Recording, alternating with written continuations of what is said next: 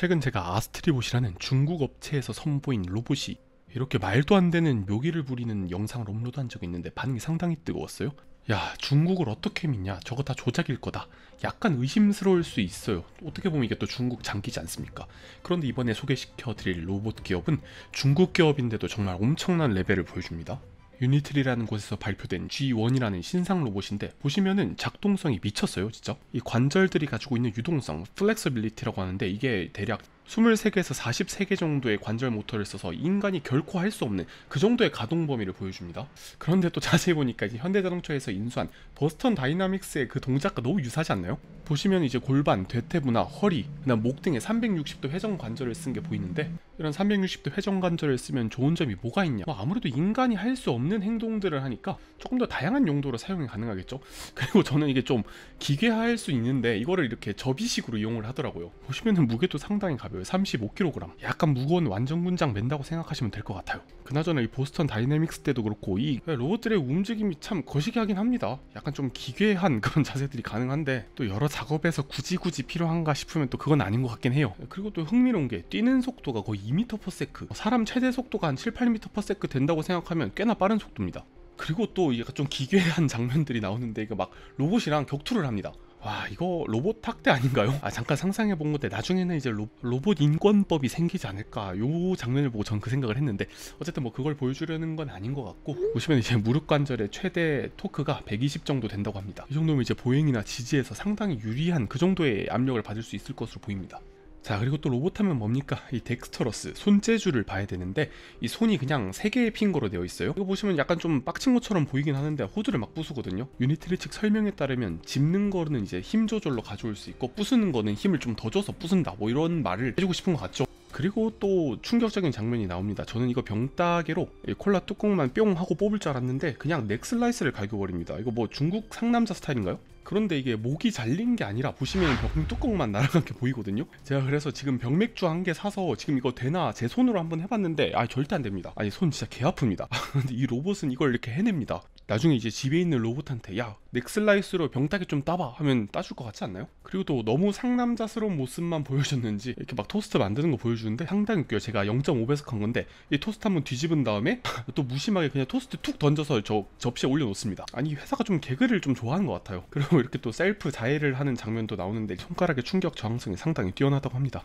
그리고 그뿐만이 아니라 이제 납땜과 같은 상당히 정밀한 작업도 할 수 이걸 자랑하고 싶은 것 같아요. 지금까지 본 게 이제 유니트리라는 중국 로봇 회사의 새로운 로봇인 G1 데모 영상이었습니다.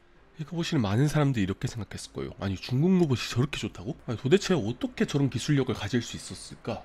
해답은 바로 엔비디아 기술력에 있었습니다. 여기 보시면은 이 봉을 돌리는 걸 이렇게 실전에서 실제 세계에서 훈련하는 것뿐만 아니라 엔비디아가 만든 메타버스, 그러니까 시뮬레이션 안에서 이렇게 수천만 개의 복제품을 만들어서 학습을 시키는 방법이 있죠. 이건 유니트리의 전작 제품인 H1을 훈련시키는 방법도 이렇게 먼저 실제 세계에서 훈련하는 게 아니라 사실은 엔비디아의 로보틱스 플랫폼을 활용해 다양한 시뮬레이션을 먼저 돌린 다음 이걸 이제 실제 세계로 갖고 와서 훈련을 시켰던 게 아닌가. 이렇게 되면 로봇의 훈련 속도를 수십만 배 단축시킬 수 있으니까요. 그리고 인간형 휴머노이드뿐만 아니라 이렇게 사족보행 로봇인 G01이라는 로봇도 있는데요. 근데 지금 보시면은 엄청나게 균형을 잘 잡고 있죠? 이게 어려운 거거든요. 토크 값이랑 방향값, 그리고 공과 노면의 움직임 상태 등을 전부 다 고려를 해야 되는데 이게 언제 떨어질까 해서 봤는데 안 떨어지더라고요. 진짜 대단합니다.